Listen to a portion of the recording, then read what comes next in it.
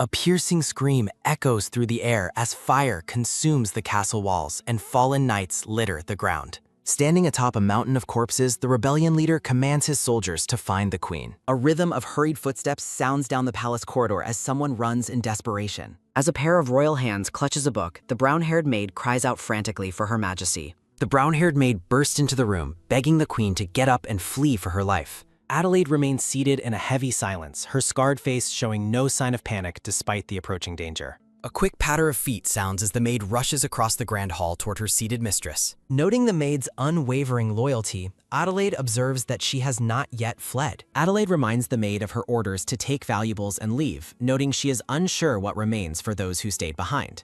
The brown-haired maid desperately asks how they could ever consider leaving their queen behind to face the end alone. The gathered attendants stand in a unified front, declaring they would rather die at her side than abandon Her Majesty. Adelaide smiles with a touch of irony, wondering what kind of master would ever give such absurd orders to their loyal subjects. She identifies one such man as her husband, whose silhouette looms like a shadow over her memory. A young boy weeps as he joins the plea, begging the queen to run away with them so they do not all perish. Adelaide explains that the royal blood of Valença never abandons the castle, for its fall would signify the absolute downfall of the nation itself. A firm thud sounds as Adelaide closes her book, vowing not to abandon her people, while the maid screams that the king has already abandoned the nation and his wife. The maid continues her emotional outburst, questioning why the queen stays when her husband has clearly forsaken her. Amidst the sound of sobbing, a young servant urges Adelaide to return to her original home in Radovid. A rustle of silk sounds as Adelaide stands, asking how she could possibly run away while carrying the title of the Queen of Valença. She vividly recalls her homeland where yellow tulips bloom beautifully in the spring sunlight. Adelaide looks back on the memory of her past self with a gentle yet pained expression. In a moment of quiet tenderness, Adelaide comforts the weeping young boy. She pulls her loyal attendants into a final warm embrace to show her gratitude. A record notes that these were the specific attendants she originally brought with her from Radovid. History recalls that the king, driven by suspicion, eventually sent those attendants back to their homeland. Those in the court who showed the queen kindness were systematically driven out by the king's jealous mistress. As little Sophia sleeps peacefully, a jagged scream erupts from the queen, begging the king to spare their daughter. A sharp squelch sounds as the white-haired king commits a horrific act with his blade. Adelaide collapses on the floor, gasping in horror as her child is taken from her. While Adelaide screams in pure agony, the king offers Sophia's blood to the Red Goddess, praying for the eternal glory of Valença. The fire rages as the record explains the king sacrificed his own daughter to stop the rebellion, leaving Adelaide in a state of perpetual wonder. Walking into the flames, Adelaide questions what she was truly protecting her husband from all those years. With tears in her eyes, she realizes the king failed to protect the nation, himself, or even their child. A soft rustle sounds as she steps toward her fate, forever regretting the foolish choice of her youth. Back in the present, Adelaide tells her staff that because this is her palace, they must wait for her final command. She turns her back to them, insisting that they do not need to protect her any longer. A thunderous boom sounds as Adelaide shuts the doors, leaving her distraught attendants calling out for her. A steady tap of heels echoes through the hallway as Adelaide resolves to make the right choice in her final moments. A rhythmic clicking of boots sounds as a dark-haired man with a sword moves through the palace. A sharp clock sounds as the man stops, realizing he has finally reached the queen's hall. Cadice stands tall, remarking that he never expected his sister-in-law to personally come out to greet him. Looking at her with cold blue eyes, he asks her why she hasn't fled like the others. Adelaide calmly counters his question, asking where else a queen should be if not in her own hall. He calls her sister-in-law once more, and she responds by addressing him by his name, Cadice. Adelaide tells him not to mock her further, but Cadice insists he has no intention of humiliation. He speaks firmly, reiterating that he does not wish to mock her in this moment. Cadice looks at her directly, stating that she is the one who ultimately started this rebellion. Adelaide tells him not to turn her into a coward like his brother, vowing to die as the true queen of Valença. She tells him that if he refuses to kill her, he is only bringing her shame, as she never viewed him as her family. Adelaide looks upon the portrait of Cadice, the bastard second son of King Lugo II, as his true identity is revealed. Harassed by a queen who despised bastards, the child is cast out. No one in his homeland cared for the boy abandoned at a young age. The pitiful 12-year-old boy has grown into a powerful man. A soft rustle sounds as Adelaide explains she never expected him to find her endearing.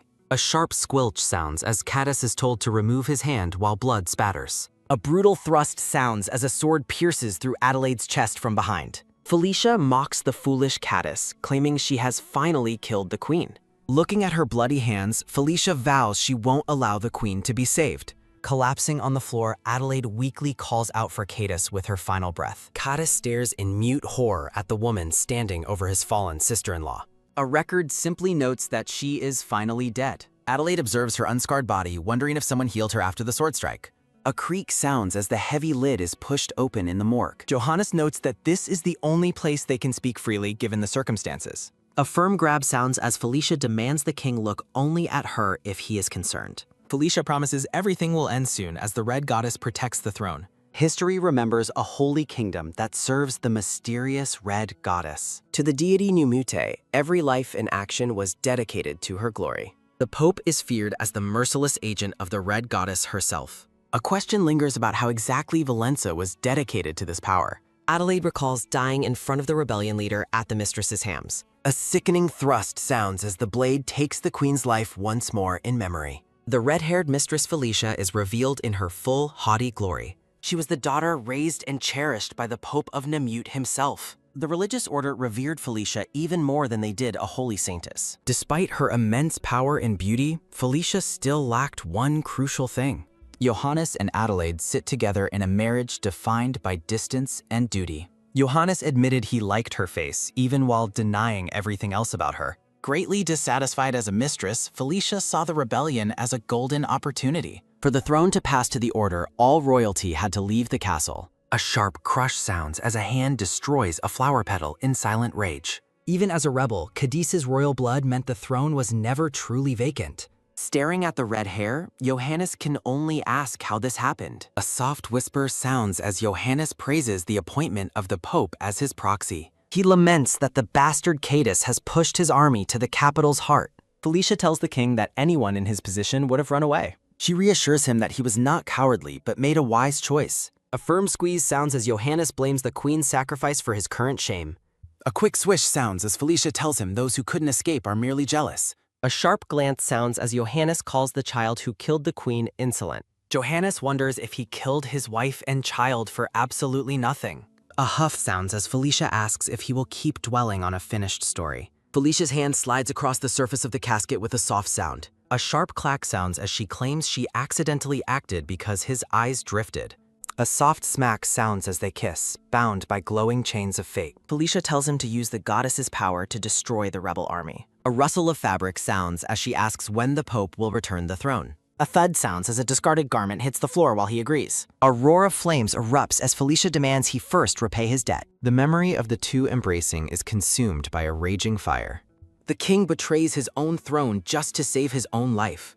Adelaide reflects on the moment her sacrifice became as meaningless as a dog's death. Amidst the raging inferno, a voice asks if it is revenge she truly desires. Praying to the darkness, Adelaide vows she would even offer the head of the Red Goddess for a second chance. An ominous presence agrees to her terms, inviting her to take anything she needs.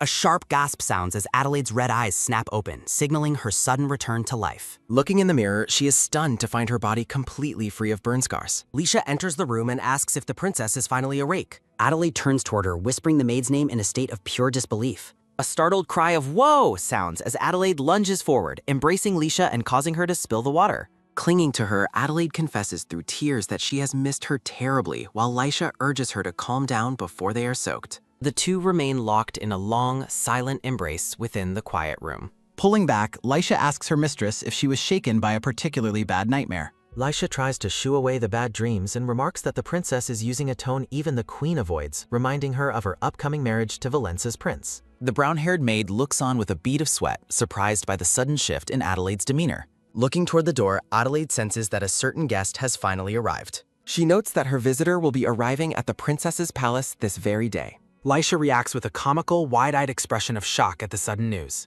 A sharp clack sounds as the doors are thrown open by a woman scolding Adelaide for being a lazy girl who hasn't even washed yet.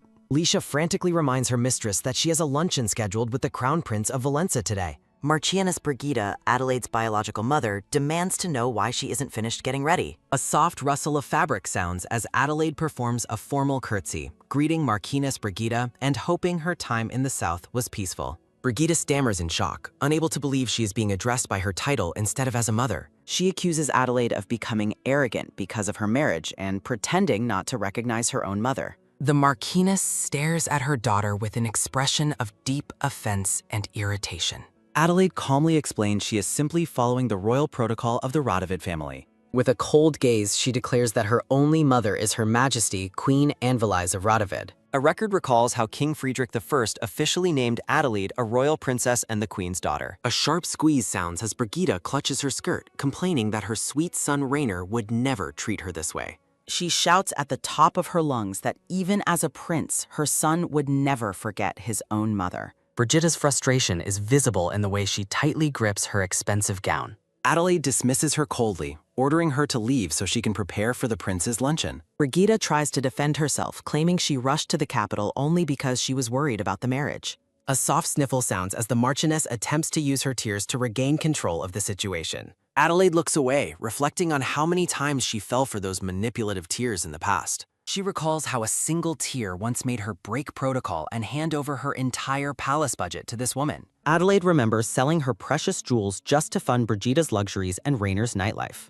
A sharp squeeze sounds as she remembers how her mother eventually turned her back on both her and Sophia. A record notes that when the king decided to sacrifice Sophia, Brigida refused to help because it might endanger herself or Rainer. Staring at a bloodied portrait, Adelaide recalls the moment she erased the word mother from her heart forever. Back in the present, Adelaide stands in the center of the room with the distraught Lisha. She moves past her mother without a word, focused entirely on the path ahead. A tall, cold stone tower stands isolated against the pale sky. Looking up at the bleak structure, Lisha wonders if such a place can even be called a palace. The two women stand together in the barren stone courtyard of the tower. Adelaide wonders if the young prince's only crime was being born to the wrong parents. They look around the silent entrance, noting the lack of servants and the heavy, locked atmosphere. A young boy named Cadus sits in the shadows of a cell, having lived a miserable life since losing his mother to a queen's cruelty. A sharp rip sounds as a bag of gold is looted, showing how the child support meant for him was stolen. Gold coins scatter as the narration explains that those who knew Cadus was powerless began stealing his funds bit by bit. The narration reveals that only 500 livres of the support money actually reached the palace. Unaware of the theft, King Friedrich I of Radovid views the small amount as a personal insult, despite King Lugo II's letters promising ample funds for the prince. A sharp bam sounds as the king, feeling provoked, orders Prince Cadus to be confined to the Winter Palace with only minimal food and fuel. Neglected and disliked by the king, the young prince of Valenza grows up in a cold, dark environment, resembling a prison. After being kidnapped and sold into slavery, the boy eventually transforms into a powerful rebel leader who returns to the palace with a sword in hand. Standing before the bleak tower, Adelaide asks Lisha how a 13-year-old child could have possibly survived there without help. A nervous young Cadus walks toward the visitors, stammering a shy greeting while being identified as the 13-year-old Prince of Valenza. Adelaide asks the boy if he remembers her, prompting him to recall the firewood she sent him during the previous winter. Adelaide introduces herself as the Princess of Radovid, while Cadus admits he already knows exactly who she is. Looking at the boy, Adelaide tells Prince Cadus that she wishes to make him a serious proposal. The blonde princess stands tall over the small, dark-haired boy in the barren courtyard. Cadus's blue eyes widen in shock as he asks if she is truly suggesting marriage. Adelaide smiles and confirms that she is indeed proposing they marry.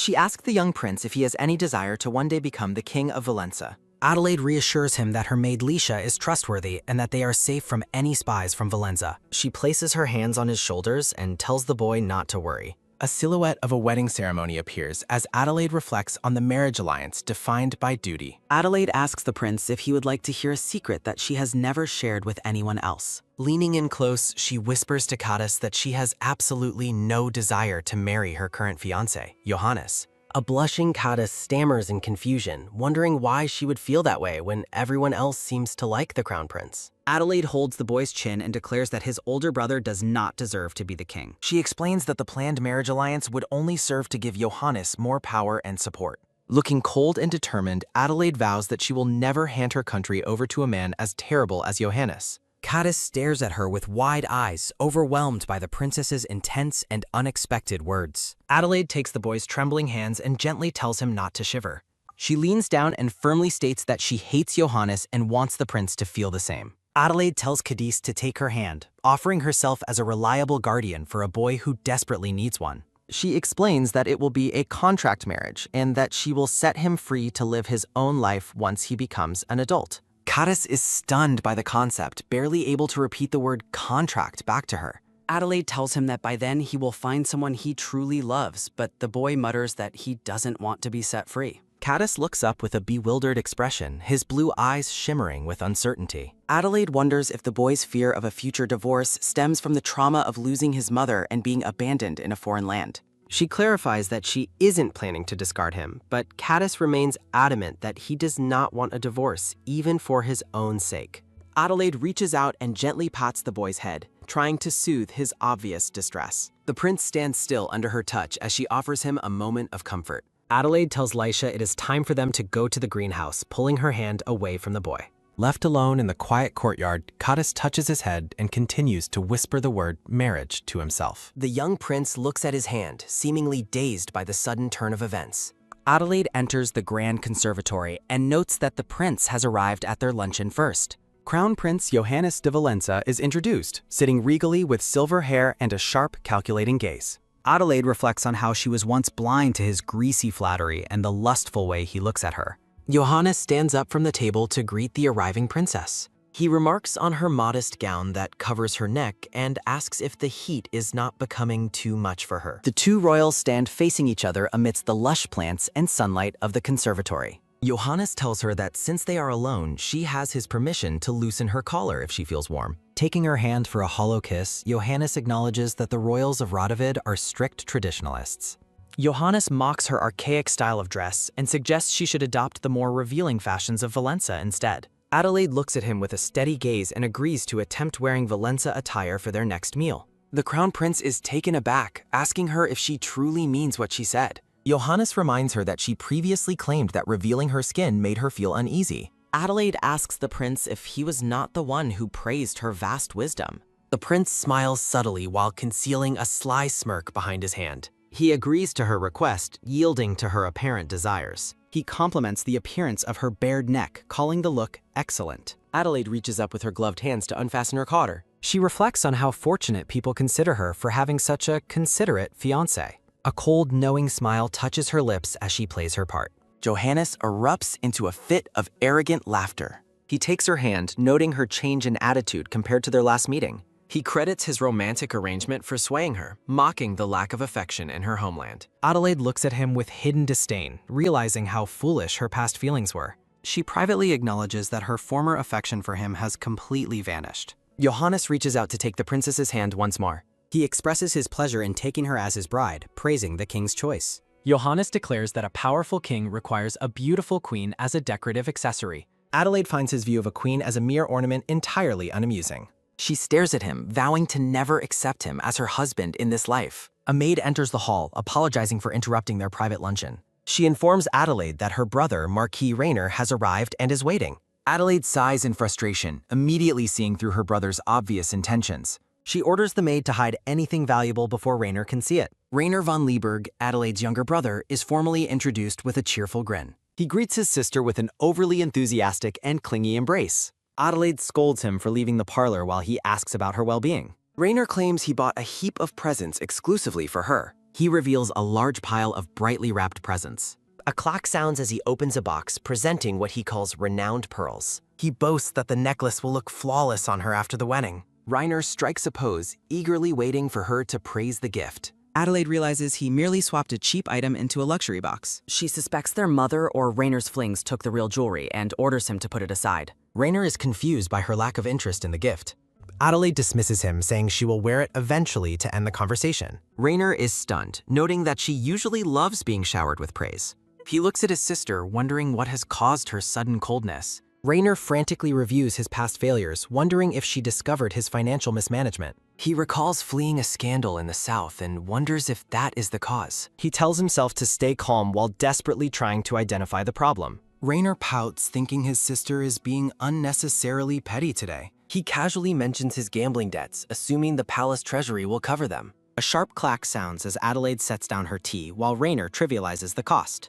He urges her to stop being angry while a maid serves them tea. Raynor laughs off his losses, promising to win in the next round. Adelaide pushes his hand away, stating she has no reason to be upset about his personal losses. Raynor stares at her in shock at her lack of concern. Adelaide turns her attention to the tea service, ignoring her brother's reaction. Raynor panics, wondering if she is actually refusing to pay his gambling debts. He grips the table in terror, knowing his mother has already cut him off. His eyes swirled in total disbelief at the thought of being left penniless. Raynor watches her in stunned silence as she remains completely unmoved. The brown-haired man explains with a frustrated sigh that his father has refused to recognize his royal status. Sitting on the sofa beside Adelaide, he asks her to refrain from getting involved in his current affairs. Adelaide remains completely silent as she brings a teacup to her lips for a slow, thoughtful sip. A sudden, sharp gasp sounds as the man recoils in total shock at what he has just heard. Adelaide offers a small, mocking smile while continuing to enjoy her tea,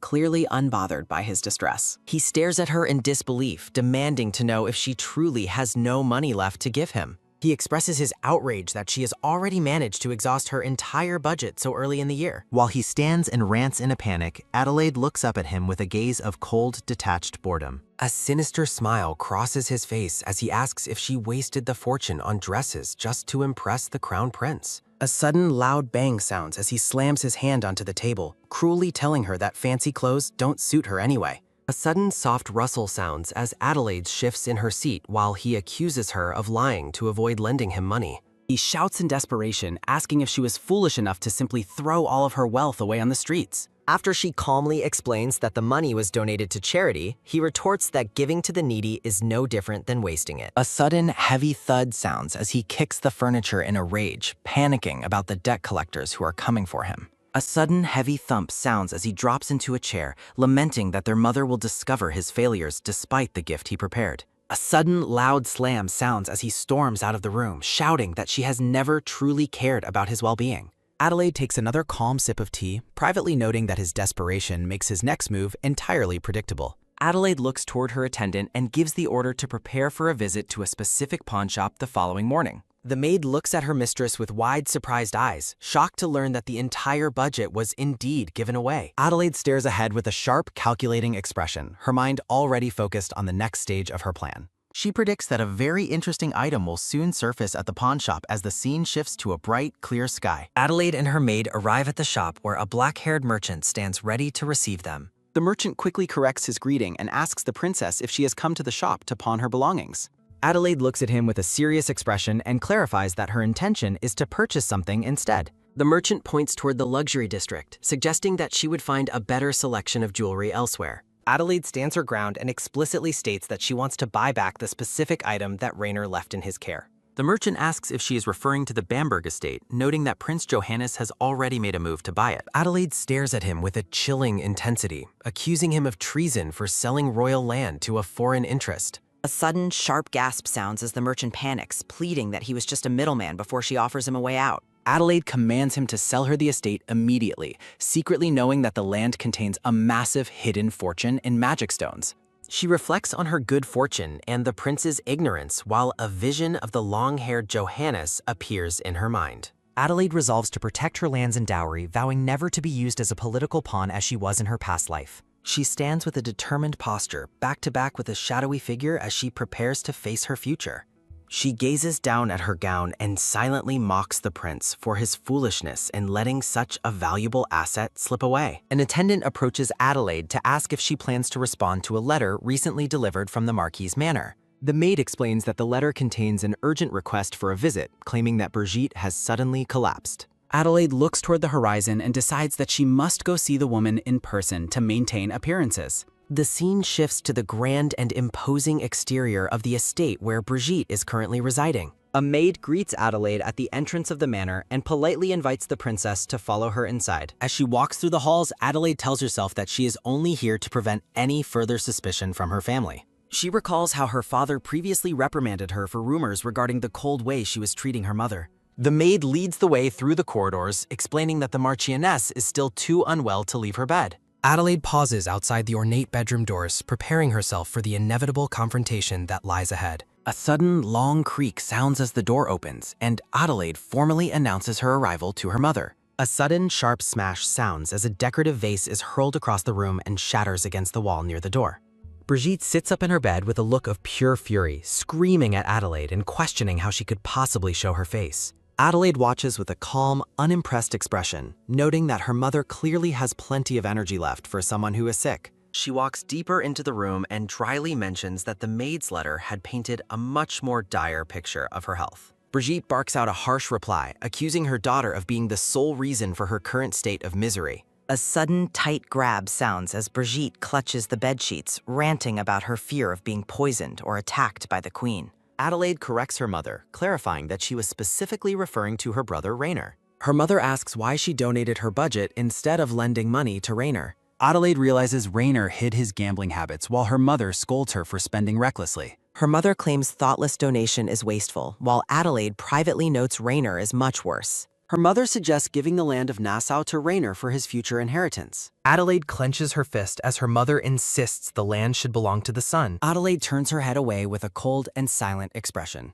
Adelaide firmly declares that giving the land to her brother is not going to happen. Her mother reacts with an expression of utter and total shock. Adelaide's mother looks up at her daughter with a gaze of pure indignation. She asks Adelaide why she has chosen to be so incredibly stubborn today. Adelaide questions why her mother is so obsessed with a worthless piece of land. She argues that Rainer is irresponsible and will not take care of the property. Her mother defends the son, claiming their father left Rainer with absolutely nothing. Her mother insults the late king, calling him senile and wasteful in his final years. Adelaide defends her grandfather, but her mother blames her for his death from measles. Her mother fake cries, lamenting that Rainer never felt the warmth of his grandfather's love. Adelaide stares at her mother with eyes filled with cold apathy and detachment. Adelaide warns that Rainer will gamble away the entire family inheritance like a shadow. Her mother reacts with intense shock and confusion at the mention of gambling. Adelaide explains that Rainer specifically came to her to borrow money for his debts. A memory shows Rainer being manipulative and clingy while hiding his true nature. A sudden, sharp slap sounds as a hand strikes Adelaide across the face. Her mother calls her a jinx and screams that she brings ruin to everything. She accuses Adelaide of being jealous and slandering a young, innocent child. Her mother claims Adelaide is the one who gambled and orders her to leave. Her mother declares she doesn't need Nassau and calls Adelaide a rotten brat. She blames Adelaide for Rainer's straying, claiming the boy was always left out. Her mother recalls an old prophecy that Adelaide was born to destroy her brother. Her mother calls her a demon while Adelaide stands tall and silent under the accusation. She threatens to report Adelaide's selfishness to the king to make him regret her.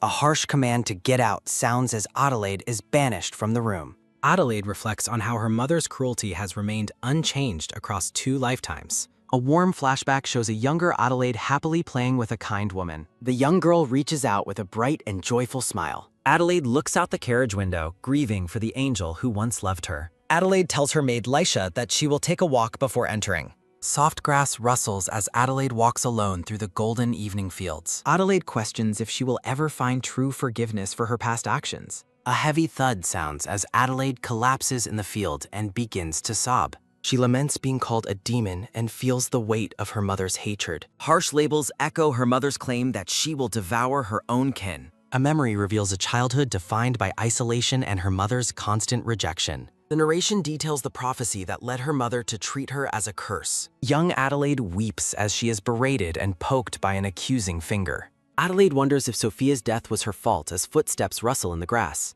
Prince Cadiz finds her in the field and asks why she is crying. Adelaide looks up with tears streaming down her dazed face. Cadiz asks why she is out alone when the night air is so cold. Adelaide places her hands on Cadiz's shoulders, finding a moment of comfort with him. A sudden question asks if she will cry. Adelaide confirms that she intends to weep. Prince Cadiz tentatively asks if Adelaide needs him, and she confirms that she does. Prince Cadiz asserts that Adelaide will eventually need him as well. A letter arrives confirming a mutual understanding. Adelaide wonders if a gift was sent to cover up a moment of embarrassment. She thoughtfully examines a delicate flower-shaped accessory she has received. Adelaide orders Lisha to summon Count Walpin so she can return the favor. A sharp exclamation sounds regarding the Winter Palace. The finance minister complains about the meager budget sent from Valenza for the palace. Adelaide questions the payment amount while the minister denies taking any secret cuts. Adelaide points out the lack of servants, which the minister blames on the low budget. Adelaide proposes increasing the Winter Palace budget by redirecting other royal funds. The finance minister rejects the request immediately. Adelaide suggests taking the budget from Johannes since they are both from Valenza. The minister considers her bold suggestion in a moment of tense silence. He eventually relents, agreeing to move the guesthouse funds to the palace. Adelaide tells the minister that the final choice rests with him. She departs the room, stating that she is counting on his cooperation. Johannes's voice booms as he bursts through the doors searching for the princess. Adelaide looks on with disgust at his drunken and filthy appearance. Johannes aggressively asks if she truly gave his budget to Prince Cadus. Adelaide asks him to leave and wait until he is sober to talk. Johannes refuses to leave and demands she explain her actions immediately. He rages against Adelaide for giving his money to someone he calls a bastard. A sudden sharp grab sounds as Johannes seizes her wrist to stop her. Johannes yells that a queen's duty is to focus solely on her husband's mood. Adelaide stands in a tense standoff as the prince continues his aggressive lecture. Johannes mockingly bows, comparing the princess to the moon of the kingdom. A formal greeting is given to the queen. Queen Annalise is formally introduced as she stands with regal poise. The queen explains the metaphor of the king as the sun and herself as the moon. Johannes offers a shallow compliment, attributing the comparison to her elegance. She dismisses his flattery, stating that her appearance has nothing to do with it. Johannes remains silent as he waits for the queen's true explanation. Narration explains that the moon cares for the people while the sun is resting. The queen reminds Johannes that the position of queen is a serious one. Johannes is humbled and admits that he has misspoken in her presence. An invitation is given to go inside and continue their talk together. A soft squeeze sounds as Adelaide clutches her brooch with inner concern. The group is surprised by the sudden arrival of a man named Hernando. A diplomatic issue is raised concerning the child support for Prince Cadus. Hernando is formally introduced as the high-ranking diplomatic envoy of Valenza. Johannes and Hernando whisper maliciously, disregarding the young prince's life. Hernando tells his friend to be quiet while they sit together. He claims that Valenza has already provided a more than sufficient sum. Johannes mocks Radovic's status for being unable to support a single child. The queen reacts with intense indignation at the prince's blatant insult. Johannes dismisses the issue, claiming they have already paid their share in full. Hernando asserts that the child support from Valenza was properly and fully sent. Count Wolpen reacts with extreme shock, questioning if the princess is accusing his officials of stealing the child support. Prince Johannes asks exactly how much money is involved to cause such a massive disturbance. A light clatter sounds as Adelaide settles her tea and reveals the support amount is only 500 liv per year. Johannes is visibly confused by the tiny sum, wondering what anyone could even accomplish with such a small budget. Adelaide explains she originally blamed his illegitimate status, but finding the situation odd led her to suspect Johannes himself. Narrative text clarifies that the King of Valenza is known for not discriminating against his illegitimate children. Adelaide reflects on whether Johannes had used some form of manipulation to affect the budget. Johannes flinches as Adelaide notes he doesn't seem petty enough to harbor hatred for his young half-brother. Adelaide stares at the prince with a calm and calculating gaze. Johannes explodes in anger, insisting that Valenza has high standards and that someone must have intercepted the money. A sharp clank of chains echoes as Johannes vows to personally hunt down the despicable culprit responsible for the theft. A suggestion is made for the prince to take a moment and rest his nerves. Count Wolpen leads Johannes out of the room, stating they will take their leave for the time being. A soft clink sounds as Adelaide sets down her cup and suggests that since Johannes is investigating Valenza, they should check the Radovid side. A question is raised about whether officials serving the royal family would be greedy enough to steal such a pittance. Count Wolpen counters that the true scope of the financial discrepancy is currently unknown. Adelaide remains silent as she processes the minister's defensive reaction. Adelaide's inner thoughts reveal her suspicion that the queen is questioning the princess's sudden interference. Adelaide privately notes that provoking Count Wolpen was necessary because the queen has the power to remove Radovid's corrupt elements. Adelaide believes that if Count Wolpen reveals his true nature, the queen will eventually side with her. The Grand Palace stands under a clear blue sky as the decision to investigate Radovid's side is finalized. Count Wolpen tells Adelaide that managing finances is his job and she shouldn't worry, prompting a sharp rebuke from the queen. Queen Annalise reminds the minister that Adelaide is a royal and has every right to be involved in palace affairs. Count Wolpen offers a hasty apology to the queen and princess before departing to start the investigation. The minister wears a subtle, unreadable expression as he leaves the room. Queen Annalise decides to conduct her own investigation into the Winter Palace and apologizes to Adelaide for the worry. Adelaide listens to the queen's unexpected apology with a lowered head. The queen asks if Adelaide sympathizes with the prince due to her own precarious position and expresses regret for her previous neglect. A soft rustle sounds as Adelaide clutches her hand and insists the queen has nothing to be sorry for. Adelaide looks up with wide eyes and asks the queen what could possibly warrant such an apology. Adelaide reflects on how her illegitimate existence and royal status must have been troubling enough for the queen. Queen Annalise insists that making Adelaide a princess was the king's will, and it would be absurd to hate her for it. A gentle squeeze sounds as the queen takes Adelaide's hand in a comforting gesture. The queen explains her previous distance was a cautious attempt to avoid causing Adelaide trouble, which she now regrets. Adelaide's inner thoughts are filled with guilt, labeling herself a bad person in the face of the queen's kindness. A dark flashback reveals a looming figure behind Adelaide's mother, casting a shadow over the past. A young woman falls through an endless dark void as Adelaide remembers her daughter died because of her. Queen Annalise looks away with a face of deep, lingering sorrow. The narration details the prophecy made by an old gypsy woman that continues to haunt the family. The gypsy woman warns Brigida that another girl is destined to enter the royal family, causing great trouble. She shakes her head, claiming the evil spirit should have been nipped in the bud because the next child will also be a girl. The old woman points a finger, stating the king will never look at Brigida again unless one of the children disappears. Soft sobbing sounds as Brigida weeps over the fear of losing all of the king's love. A chilling hug is shared as Brigida tells young Adelaide she must die so her mother can continue to live. Adelaide's eyes fill with resolve as she thinks her mother is crazed by love and she refuses to die that way. Young Adelaide pleads with her brother Rainer to help her since their mother listens to everything he says. Rainer smiles and agrees to help his sister, though his true intentions remain hidden. Rainer sets a condition, demanding Adelaide recommend him to their father as Radovid's diplomatic envoy. Soft footsteps sound as Rainer reflects on how Adelaide's marriage into Valenza would provide him with financial benefits. A sudden, sharp slip sounds as the narrative reveals the mother arranged for the pregnant queen to fall down the stairs. Narration explains that after the news of a stillborn daughter, the king cruelly turned his back on the queen. Adelaide reflects on her past life, determined not to let another innocent child die because of her mother's actions. The princess's somber internal thoughts are interrupted by Lucia, who notices her mistress looks deeply troubled. A soft thud sounds as Adelaide settles onto a sofa, lost in the weight of her memories. Narration details how the queen eventually died from a broken heart following the loss of her child. Adelaide stares ahead with a hardened resolve, vowing that this time she will save them both. Adelaide asks if anyone is waiting outside as she recalls the gypsy woman's ridiculous prophecy. Rapid footsteps echo as Lucia rushes into the room, warning that the Marchioness is urgently searching for the princess. Lucia suggests Adelaide should hide, as the Marchioness has even sent a carriage to bring her to the estate immediately.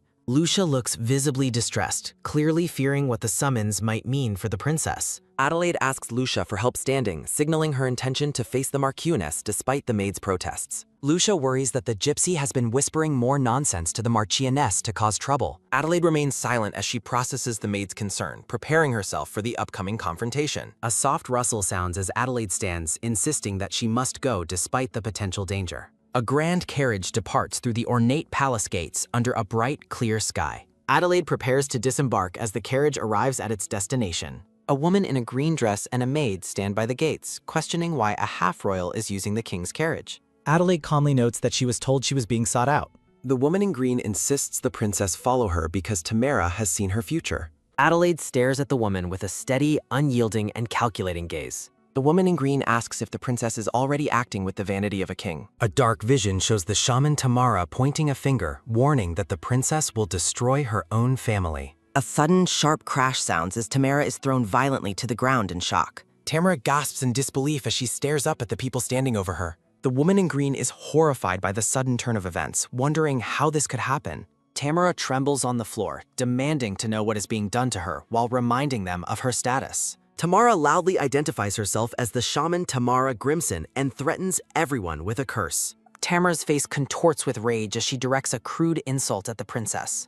A sudden, powerful strike sounds as Lucia swings her fist with intense fury. A heavy thud echoes as Lucia knocks the shaman down, ordering her to watch her tongue in the princess's presence. Adelaide coldly warns Tamara that she could be flogged for the crime of insulting royalty. Tamara immediately cowers and begs for forgiveness, while Adelaide wonders if the prophecy regarding the queen was already delivered. Adelaide orders the others away, wanting a private moment to speak with the shaman. The scene shifts to a secluded building where two royal guards stand watch at the entrance. Tamara insists that a prophet's words must be respected even if they discuss the ruin of a nation. The shaman maintains that even a princess lacks the authority to punish someone for delivering a prophecy. Adelaide agrees that Radovid respects prophets, but her tone remains ominously calm. Adelaide looms over the woman, suggesting a judge might interpret her prophecy as an incitement to regicide. Tamara panics, claiming she only warned Brigida about losing the king's love and never told her to kill anyone. Adelaide realizes with frustration that the news of the queen's pregnancy has already been conveyed to her mother. Adelaide fears she is one step too late and that her mother will try to harm the queen just like before the regression. Adelaide commands Tamara to tell her mother that she has seen the future again. She instructs the shaman to say that no matter who is born, the mother will never lose the king's love. Adelaide stands tall and imposing as she delivers her demands to the cowering prophet. Tamara refuses to lie, claiming that as a prophet, she cannot speak a false future. Adelaide questions whether the future the shaman saw was even the correct one. A sudden, sharp cough sounds as Tamara begins to spit blood while gasping for air. Tamara's eyes go white as she delivers a chilling new prophecy about someone fated to possess the world. The shaman continues her eerie vision, warning that this world might be a holy grail or a poisoned chalice. Adelaide is surrounded by a vision of thorns as the shaman's final words echo about a lover who will rule the continent. Adelaide is surrounded by a vision of thorns as the shaman warns that the new path she walks is still a thorny road, revealing that a lover who will rule the continent has endured ages of torment and even laid death at her feet. A heavy thud echoes as the woman falls. The princess looks down at the scene. A sudden, sharp shout sounds as the Marquioness bursts into the room, demanding to know what Adelaide is doing and how a girl could be so cruel. The Marquioness accuses Adelaide of using violence on a frail woman and suggests she might turn on her own mother next, prompting the princess to ask what the prophet said about her future. The blonde woman reveals the prophecy that Adelaide's future is drenched in blood and that she must eliminate the new princess to avoid great harm, leading Adelaide to realize this vision is different from her life before the regression. Soft sobbing sounds as a dark memory of the mother telling young Adelaide she must die for her mother to live overlaps with her present-day scolding. Adelaide questions if she is truly the one. The green-eyed woman asks if Adelaide is calling her a liar and wonders how she could say such things. A gentle rustle sounds as the Marquioness embraces the princess, claiming she has been strange lately and was once such a good girl. Adelaide pulls back and states she will not die for her mother, leaving the Marchioness shocked and questioning when she ever asked for such a thing. Adelaide warns her mother that if she is planning to harm Queen Annalise, she will stop that as well. The Marchioness asks if Adelaide cares about losing the king's love and reminds her that their brother Rainer's treatment depends on them receiving favor. A sudden, sharp snap sounds as Adelaide pushes her mother's hand away and tells her that if she's worried about Rainer, she should make him quit drinking and gambling. Adelaide turns to leave and notes that the real reason Rainer doesn't get promoted is because his behavior is so unreliable. A furious, sharp scream sounds as the Marquioness calls Adelaide a selfish girl who only cares about herself and tells her to just wait for what's coming.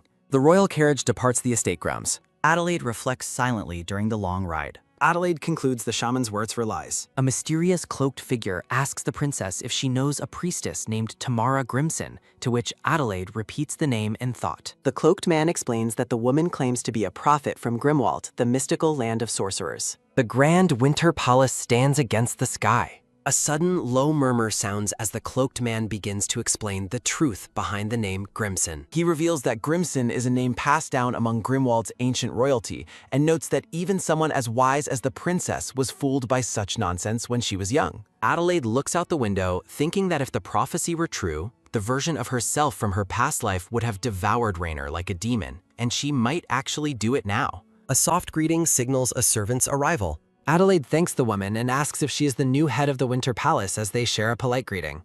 The servant bows with graceful, practiced movements. Adelaide privately notes that Cadiz hired a decent servant, and that since Johannes sent a letter to the king, child support and supplies are finally arriving properly. The new servant stands ready for orders. Adelaide follows the woman into the gamen. A small boy is seen crouching among. Adelaide calls out to the prince, causing him to turn with a startled, wide-eyed expression. The young prince plays quietly in grass. The boy stammers a greeting to her. Adelaide stares down at the nervous sprite. Adelaide observes that supplies are finally arriving. The young prince offers a shy thanks. The boy mentions that potatoes and firewood have been delivered as well while gesturing toward the palace. A soft rustle sounds as Adelaide reaches out to pat the prince's head, telling him she has secured his rightful due and is still working to find out who was skimming his support. The prince asks her about Ring. Adelaide looks confused by the sudden question. Adelaide wonders to herself if Risha cleaned up the ring that was on the nightstand.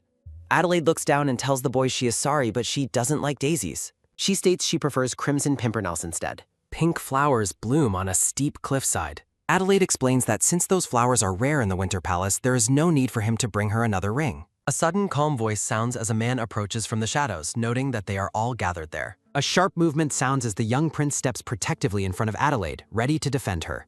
The messenger delivers an order to relocate the Winter Palace servants to the annex. Prince Cadiz argues that they are already understaffed. A sudden tense silence falls as the group faces the messenger's demands. The brown-haired man tells the prince to make a wise decision. Cadiz begins to concede before being interrupted. The messenger reveals orders to burn Cadiz's library for firewood. Adelaide steps in, criticizing the waste of knowledge. Adelaide decides to take the books and provide firewood herself. She dismisses the messenger and offers to handle the crown prince. Adelaide promises Cadiz that he will read his books again. Time passes as Adelaide searches for the prince. Cadiz finds his library empty and the books moved. The prince looks at a remaining scrap. He reads a note inviting him to read whenever he likes. Cadiz holds the paper close in the quiet library. He notes that he must complete his duties first. Adelaide's dislike of common flowers remains on his mind. He repeats that she does not like daisies. Cadiz asks the servant about the location of red flowers. The servant explains they grow on the northern mountain. She warns of the danger, but the prince disappears. A sudden, frantic shout sounds as the servant realizes he's gone. Rain begins to pour over the palace grounds. The world turns gray under the heavy storm. A shadow moves through the dark, wet forest. Cadiz mutters about the flowers as he struggles. He hopes the flowers he found will be enough. A sudden, sharp crack sounds as a realization hits. A sudden, heavy splash sounds as Cadiz falls into the mud. He insists that this prize is for him alone. He protects the fragile blossoms from the rain. Cadiz resolves to return to the mountain again. A sudden, bright flash illuminates the dark ruts. A sudden, heavy thud sounds as he gasps for air. A sudden, loud boom of thunder echoes as memories surface. He recalls another storm from years ago. A young Cadiz is held back by a strong hand. The narrative reveals his mother was secretly imprisoned for years. A dark vision shows a mother and child's secret embrace. His visits were used as leverage to control him. A sudden, low murmur sounds as a voice questions the scene. Young Cadiz watches in horror as his mother is dragged. A sudden, sharp shout sounds as she begs him to look away. Queen Catherine accuses the boy of interfering with the succession. A heavy thud echoes as the prince begs for mercy. He desperately claims he never meant to overstep. The queen blames his existence for the king's indecision. She smiles coldly while preparing a cruel punishment. A sharp, metallic ring sounds as she draws her blade. A sudden, swift slice sounds as a final warning is delivered. A heavy thump sounds as Queen Catherine warns that if he dares to step on her son's shadow again, she will personally destroy everyone he loves. A sharp splash sounds as the woman commands that he must always remain in her son's shadow. Rain pours over the scene as the boy lies wounded on the ground while the woman and her guard walk away. A soft, constant hiss of rain sounds as blood pools around the unconscious boy. In the present, Cadiz collapses in the heavy rain as he gasps for air. He clutches the ground in the storm, having dropped the rare blossoms he worked so hard to find. Adelaide finds him in the darkness and calls out to him in concern. The prince looks up in shock as he realizes she has actually come for him. Adelaide remains silent as she observes his disheveled state. Adelaide kneels beside the boy and asks if he is injured. A soft rustle sounds as the prince quickly shakes his head to reassure her. Adelaide takes his hand and notes how freezing his skin has become. She questions why he would venture into the dangerous mountains alone at night. Adelaide demands he promise never to take such risks again, but he can only mutter about a ring. Adelaide realizes he is referring to the floral ring he previously offered her. She looks down at the muddy ground where the rare flowers lie. Adelaide asks if he truly braved the treacherous mountain just to find those specific blossoms for her. Cadiz insists he is fine and promises to find even more beautiful ones for her in the future. A sudden, soft rustle sounds as Adelaide pulls the shivering boy into a tight embrace. Adelaide tells him that the flower he found is more than enough. She promises to cherish the blossom forever, but forbids him from venturing out alone again. The two remain in a quiet embrace as the storm rages around them. A soft rustle sounds as the boy nods against her shoulder, feeling comforted. Adelaide suggests they return to the palace immediately. Hand in hand, they walk away through the foggy woods and head back home. A sudden, frantic shout sounds as a servant rushes toward them, asking if the princess is safe. Adelaide brushes off the concern and instructs the servant to take the prince and see that he is bathed. She looks down at the fragile pink flower held carefully in her hand. Adelaide orders a jeweler to be summoned so that the blossom can be preserved within a gemstone. She explains the jewel will be for her wedding ring and privately resolves to use the prince as her weapon in the future. Adelaide vows to protect him until he comes of age, realizing she needs the illicit wealth her brother Rainer wastes on gambling to do so. A sudden, sharp tightening sounds as she grips the stem, determined to acquire a vast fortune. She commands that Rainer be brought to her along with the jeweler. The scene shifts to the next morning as Rainer enters the room, questioning why he was summoned so urgently. Rainer approaches the desk where Adelaide sits weighing for him. Rainer admits that things were difficult for him in the past. Rainer boasts about his reputation as a wealthy celebrity, while Adelaide repeats his boastful nickname. Rainer claims the nickname comes from his natural talents, prompting Adelaide to ask if he already knows the person she invited. A sudden, polite knock sounds as a voice asks for permission to enter the room. A man named Laurent Bartel enters and introduces himself as a merchant. Rainer curtly corrects the visitor, stating that he is not a prince. Laurent Bartel apologizes for the breach of etiquette and explains he made an assumption based on Rainer's relation to the princess. Rainer accepts the apology and asks for the man's identity. A sudden, low murmur sounds as Rainer expresses skepticism that a nobleman would ever lower himself to act as a merchant. Laurent Bartel points out that even high-ranking nobles like the Grand Duke manage trade across the ocean. Rainer turns back to Adelaide and asks why she felt it necessary to introduce this man to him. The sun shines over the Grand Palace as their meeting continues. Adelaide suggests that Radovid needs a skilled trader and reminds Rainer of his keen interest in capital flow. Adelaide smiles warmly as she lays out her proposal to her brother. Rainer looks confused by the claim, but Adelaide argues that his dealings on Harringen Street are just another form of trade. Rainer gloats that his sister is finally recognizing his value as a financial expert. A soft rhythmic tap sounds as Rainer's foot strikes the floor. Rainer enthusiastically vows to speak with his father to ensure the trade deal is a total success. Adelaide observes her brother's face and realizes he is already dreaming of succeeding in trade to become a prince. A sharp metallic creak sounds as Rainer leads the visitor out of the office. The maid asks the princess if she is truly going to pass the Baron over to the Margrave, noting that this trade is a perfect chance to earn the king's praise. Adelaide calmly explains that everything has its time, but that time is not now. Adelaide instructs the maid to rent the largest vacant warehouse possible near the harbor, leaving the girl completely baffled. A soft, knowing rustle sounds as Adelaide smiles, stating that she expects to have a massive amount of cash to store very soon. The servant asks if she is referring to the money she just loaned to the Baron. The maid enthusiastically agrees that a warehouse will be necessary and promises to rent one immediately.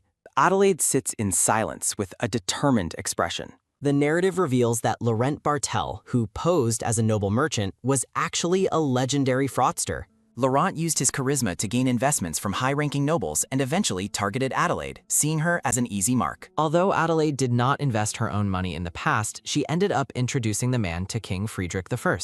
Shortly after the king met Bartel, Rainer and Brigitte both became eager to join the investment scheme. Both stepped forward to invest, but Adelaide sensed a strange aura and tried to stop them from making a mistake. In the past, a furious Rainer yelled at his sister, claiming he would have earned hundreds of thousands if she hadn't interfered. Brigitte accused Adelaide of being jealous and blocking her brother's future because she couldn't stand to see him succeed. Brigitte's hostile attitude toward her daughter shifted instantly after the king emptied the national treasury for the business. The narrative reveals that Bartel simply vanished into the night like a ghost. Once the money was gone, the nobles turned all their resentment and blame toward the young princess. Adelaide was forced to marry into Valença without a dowry to cover the treasury's losses, where she was treated coldly by Queen Catherine. Adelaide resolves that this time she will be the one to use Laurent Bartel. She notes that the money she receives tomorrow will come from Rainer's pocket, as Bartel's method is to pay early investors with money from new ones like her brother. A sudden, quick tap sounds as Adelaide wonders exactly when the man is scheduled to disappear this time.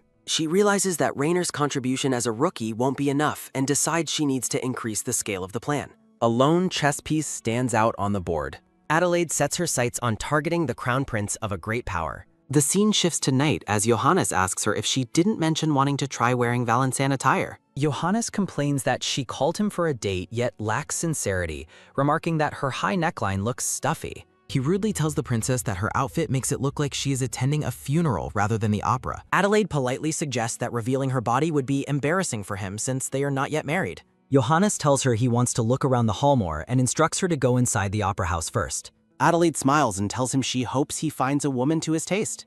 Johannes walks away through the crowded hall. He finds a woman in a pink dress waiting for him. The woman is revealed to be Vivienne de la Fleur, a famous opera actress. The narrative explains that Vivienne was actually Bartel's partner and eventually disappeared along with him. Adelaide recalls that she was once sincere about the engagement and tried to prevent the affair between Johannes and Vivian. Her efforts in the past helped him avoid the fraud to some extent, but his gratitude was non-existent. A lingering darkness sets the mood. In the past, Johannes grabbed Adelaide and yelled that Vivian truly loved him and only disappeared because of her interference. Adelaide shakes her head, realizing she would have been blamed regardless of what she did. She wonders how the events of this life will differ from the last. The grand interior of the opera house is revealed. A servant presents a tray to Adelaide, who offers a polite thank you. A soft, smooth slide sounds as Adelaide prepares to watch the performance. She looks down at the pair below and thinks bitterly about their so-called love. A sudden, bright laugh sounds as Vivian enjoys herself, and Adelaide resolves to simply watch without interfering this time. Adelaide observes the performance through her opera glasses. The actress pours her heart into a soulful melody. Music notes fill the grand hall as Vivian dominates the stage. Adelaide remarks on the woman's stunning appearance. A thought reflects that no one in Valenza possesses such radiant beauty. Johannes sits beside Adelaide and begins to speak. He insults Adelaide by claiming she lacks the mature grace of the actress. Adelaide recalls how he once mocked her for having a hideous scar. In a cruel memory, Johannes covers her face and calls her nauseating.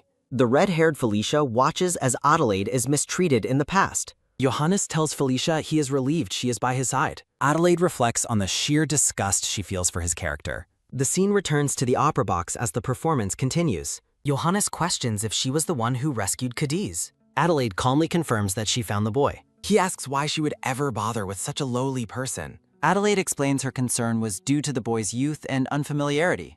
Johannes suggests her reputation would be safe even if the child had died. He gazes at her with a chilling, cold expression. Johannes dismissively states that everyone wants the child dead anyway. Adelaide remains still, her hands resting on her lap. Johannes labels her soft-hearted and foolish for valuing all lives. A dark realization surfaces that some people are considered better off dead. He argues that deaths are justified if they serve a noble interest. Adelaide remembers the mindset he held when he caused Sophia's death. The audience erupts into applause as Vivian takes her final bow. Johannes mentions a gathering he must attend and takes his leave. He walks away, leaving the princess alone in the theater box. Adelaide sits in silence, reflecting on her fiancé's cruelty. The night sky looms over the quiet streets outside. Vivian complains about the subpar quality of the surrounding neighborhood. Vivian expresses a desire to quit acting as Adelaide approaches. Vivian is startled by a sudden presence behind her. A sudden, sharp clatter sounds as Vivian drops her case in surprise. She nervously asks for the identity of the visitor. Adelaide introduces herself simply to the actress. She reveals her full title as Adelaide von Rodeved. Vivian offers a shallow, polite greeting to the princess. She questions if the princess is lost in a restricted area. Adelaide clarifies that her arrival was intentional and meant for Vivian. Vivian asks if her visit is related to Crown Prince Johannes. She mocks Adelaide, suggesting she is suffering from youthful jealousy. Vivian insists there is no connection between her and the prince. Adelaide repeats the claim that they are nothing to each other. She responds that such a situation is quite a disappointment. Adelaide explicitly asks Vivian to begin an affair with her fiancé. She seizes Vivian's arm and insists the romance be passionate. Vivian is frozen in utter disbelief at the princess's request. She rejects the proposal and questions the princess's strange preference. Adelaide expresses surprise that the actress is not as promiscuous as tabloids claim. Adelaide explains her worldview is rooted in personal observation and experience. She believes the woman before her would sacrifice anything for true freedom. Vivian questions the nature of freedom within power structures, especially for a legal slave. Adelaide clarifies that her offer specifically concerns the freedom of Vivian's daughter. Vivian denies the claim, stating she is not even married and has no child. Adelaide mentions the name Charlotte, making her knowledge of the secret clear. A warm memory flashes of Vivian holding a happy young girl in her arms. Adelaide warns that Vivian's career would suffer if her motherhood were revealed. Adelaide explains the difficulty of buying back a daughter sold for debts, and Vivian asks for guidance. Adelaide commands Vivian to get close to Johannes and introduce him to Lorraine Bartel. She notes that since Bartel likely requested something similar, the task should be simple. Vivian wonders why the princess sought her out in person if she already knew the truth. Adelaide admits her plan is more complex than simply handing the prince over to a fraudster. Adelaide invites Vivian to join her in a plot to deceive Bartel together. Vivian describes Bartel as a serpent-like swindler currently holding her young daughter hostage. Adelaide offers to use her influence to restore the young girl's royal status. She tells Vivian to find her once she has reached a final decision. Adelaide leaves the actress standing alone on the balcony with her thoughts. Vivian opens the envelope to find a ticket for the salon hosted by Marchi and Espergida. A few days later, a maid arrives to deliver a gifted dress from the Marchioness. The maid complains about the poor quality of the fabric and the Marchioness's lack of care. Lachie stands with a frustrated expression, clearly unhappy with the provided garment. She critiques the disastrous design and the unflattering color of the Marchioness's gift. Lachie asks if the princess will wear it, but Adelaide firmly rejects the offer. Adelaide states that she has no intention of wearing that dress today. She invites other servants into the room, leaving the maid baffled by the sudden arrivals. Adelaide presents a magnificent purple dress and jewelry, explaining it was a royal gift from long ago. Leisha is moved to tears by the sight of the princess looking so radiant. At the grand salon, guests exchange pleasantries and praise the hostess's appearance. A guest wonders if the princess will be attending the gathering today. A blonde girl in blue insists she must attend her mother's salon event. Adelaide's carriage arrives at the palace as the party begins. The onlookers are left speechless as the princess steps out in her fine attire. Adelaide beams with confidence as she showcases her legal purple gown. Guests marvel at her beauty, comparing her to the Marchioness in her prime. Brigitta confronts Adelaide, asking why she disregarded the dress that was specifically sent to her. Adelaide claims she feared being unfilial if she didn't wear the king's gift this season. Adelaide playfully teases her mother, who is clearly unsettled by the princess's bold attitude. Brigitta is stunned to learn that the king gifted such a legendary royal treasure to Adelaide. She tries to mask her shock with a forced smile and a compliment for her dollar. Brigitta rudely suggests that Adelaide's makeup is vulgar and needs to be toned down. Vivian makes a grand entrance, catching everyone's attention in a deep red dress. Adelaide greets the actress warmly, pretending it has been a long time since they last met. Vivian lies to Brigitta, claiming to be a longtime fan of the princess's opera tastes. Adelaide asks her mother for permission to go and retouch her makeup with the actress. Brigitta allows them to leave, and the two women walk away to discuss their secret plan. Vivian asks if the princess truly has the power to restore her daughter's lost status. Adelaide confirms that she has researched the royal family's rare right to redeem a slave. Vivian listens intently, her expression hardening as she considers the weight of the proposal. Vivian vows to dedicate her entire life to Adelaide if her daughter is successfully saved. Adelaide considers the history of Vivian, a mother who sacrificed her freedom for her daughter's safety, and declares that they must begin their real plan. Vivian confirms she has introduced the crown prince to the fraudster Bartel and asks the princess for her next set of instructions. Standing before a large mirror, Adelaide and Vivian finalize their coordination while preparing for the social gathering. Adelaide offers a subtle, satisfied smile as she confirms the progress of their scheme. Adelaide stands regally in her purple gown and announces her intention to list the people who must be drawn into their trap. A lone king chess piece sits on the board, draped in a purple royal cloak. Adelaide gazes thoughtfully at the chess pieces representing her targets and commands that they begin identifying the necessary pawns for their situation. The glowing white chess piece remains a central focus on the checkered floor. Returning to the salon's elegant vanity, Adelaide approves the selection of targets and leaves the remaining details to her companion. Adelaide's radiant beauty in her purple gown draws comparisons to the legendary Vivian and suggests that even Prince Johannes might feel a twinge of jealousy. Guests whisper that Adelaide's grace far surpasses that of Marchioness Brigitta in her prime, prompting the elder woman to walk away in a cold fury. A formal announcement rings through the air to signal the arrival of Crown Prince Johannes. Johannes makes a grand entrance, his long silver hair flowing over his ornate black and white uniform. Johannes catches sight of Adelaide and pauses, his yellow eyes widening with sudden interest. The silver-haired prince approaches Adelaide and the actress, addressing the princess with a sharp greeting.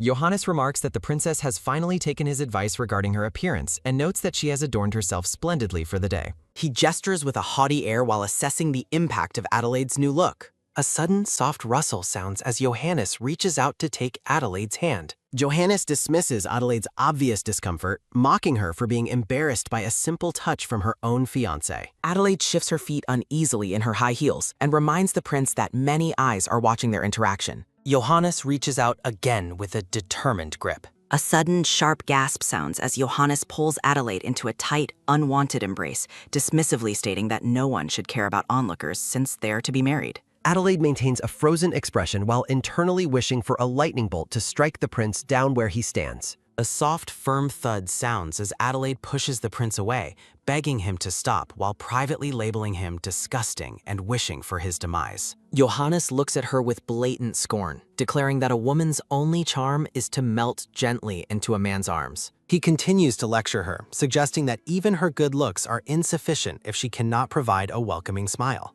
Adelaide forces a polite smile to hide her bitterness, knowing he would only find a way to criticize her for lacking cuteness. Johannes laughs heartily, seemingly pleased by her submission, and tells her to continue dressing in this manner. He cruelly reminds her that Valença is full of women far more beautiful than she is, warning her not to become conceited. Johannes looks down at her with a condescending smirk, telling her to work harder so she does not fall behind other women.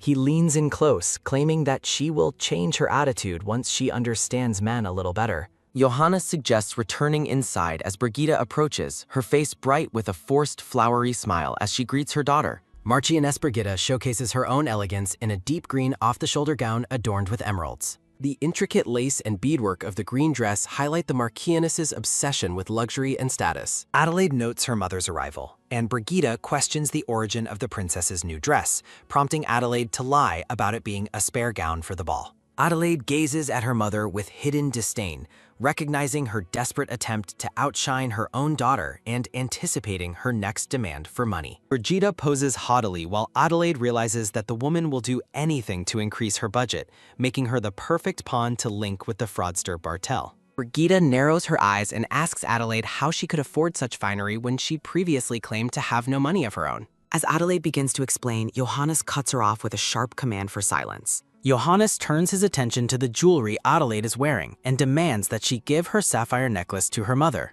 A sudden, firm squeeze sounds as Johannes grabs Adelaide's arm, insisting that his proposal will benefit her and that she should listen to his terms. Adelaide's expression darkens as the prince offers to trade one of his jeweled earrings for the necklace her father gifted her. Johannes argues that the sapphire necklace is too heavy and formal for someone of Adelaide's age, despite knowing it was a gift from the king. A low conspiratorial whisper sounds as Johannes leans into Adelaide's ear, mentioning that he has acquired the Sunset of Saint Denis and offers it as a trade. Adelaide's eyes widen in genuine shock at the mention of the legendary Sunset of Saint Denis. Johannes smiles triumphantly, suggesting that a ruby necklace would better suit Adelaide's red eyes than the sapphires. A sudden metallic click sounds as Adelaide begins to unfasten the sapphire necklace, reluctantly agreeing to her mother's desires. Brigitte laughs with delight as she holds the royal treasure, and Johannes smugly remarks that there is nothing wrong with a daughter obeying her mother. Adelaide watches them with a chilling, vacant stare, her true intentions hidden behind a mask of submission. The scene shifts to the grand palace grounds, where an onlooker calls out to announce the princess's arrival. Lisha happily agrees to the request. The chibi maid mentions she traded her own item for her mother's. Adelaide looks elegant in her regal purple gown. Lisha reacts with a surprised gasp.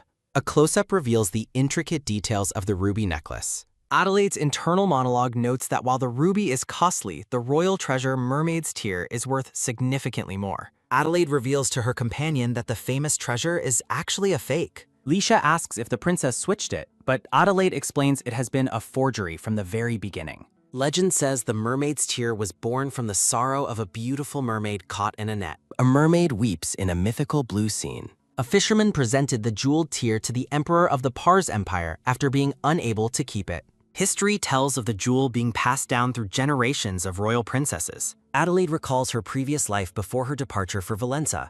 Archaeologists excavated the tomb of a grand empress within the ancient Pars territory. The real treasure was found in the tomb, forcing King Friedrich III to announce that the heirloom held by the royal family was a fake. Touching the jewelry box, Adelaide notes the fake was sold cheaply, while the ruby necklace will soon become incredibly expensive. She reflects that the necklace's auction price was nearly 5 years of her palace budget. Adelaide stands alone by her vanity, lost in Vach. Adelaide plans to bait her mother with the fake jewel, knowing she is desperate for funds. She considers her mother's need for money due to her vanity and her brother Liner's mounting gambling debts. A soft, rhythmic splash sounds as her foot enters the water. Relaxing in the bathtub, Adelaide notes that this is just the first step of her scheme. Adelaide lists Count Wolfen and Marquis Münster as the remaining targets for her plan. Steam rises around her as a low, hissing sound fills the quiet room. Adelaide stands up from the bath and wraps herself in a white sheet.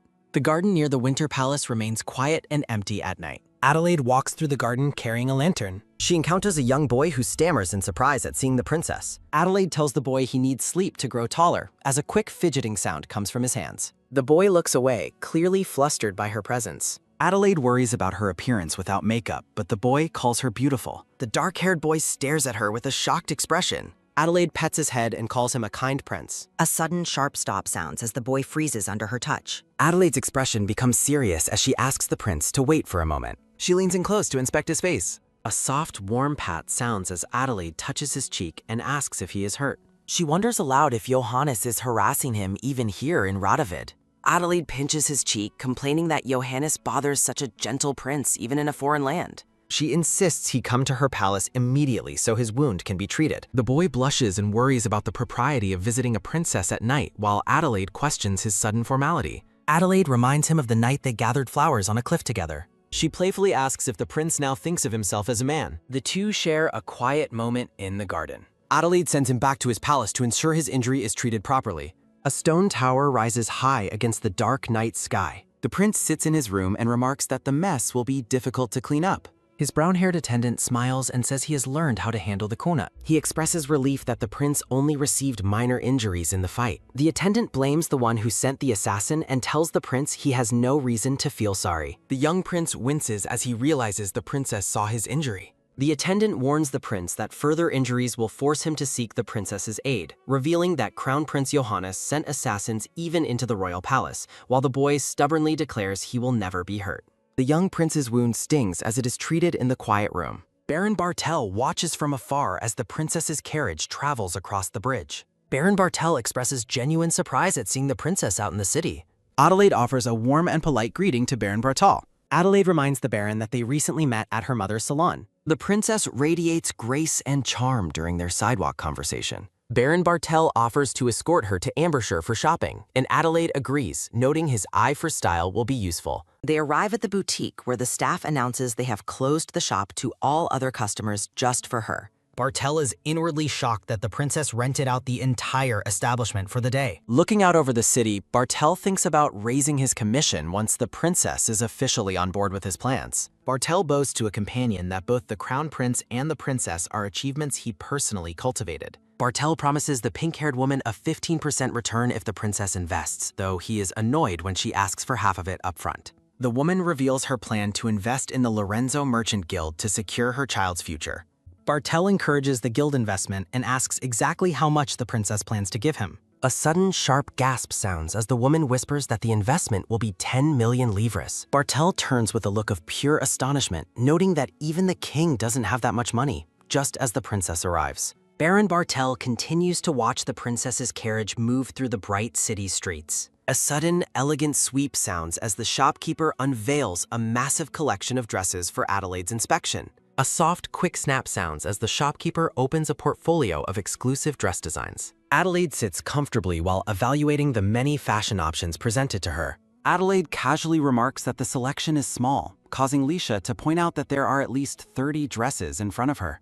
Adelaide explains that she wants to replace all her current going-out dresses because she is bored with them. Adelaide smiles radiantly as she indulges in her expensive tastes. Bartel looks completely overwhelmed by the princess's casual display of extreme wealth. Adelaide commands the shopkeeper to deliver every item and plenty of matching accessories to her palace immediately. Resting in her carriage, Adelaide reflects on how she has used money to solve her problems once again today. Adelaide jokes that it seems she brought the Baron along for no reason at all. Bartel waves his hands frantically, insisting that it was no trouble to accompany her. Bartel wishes the princess a safe trip as her carriage begins to pull away. A sudden, sharp click sounds as the Baron takes a step. Bartel orders his aide to investigate the true extent of the princess's wealth so he can squeeze more money from her. Bartel's greed intensifies as he plots his next move against Adelaide. Adelaide's expression turns cold and calculating as she rides away in private. A soft, inquisitive voice sounds as the scene shifts back to the carriage on the bridge. A character expresses shock at hearing of the princess's sudden arrival.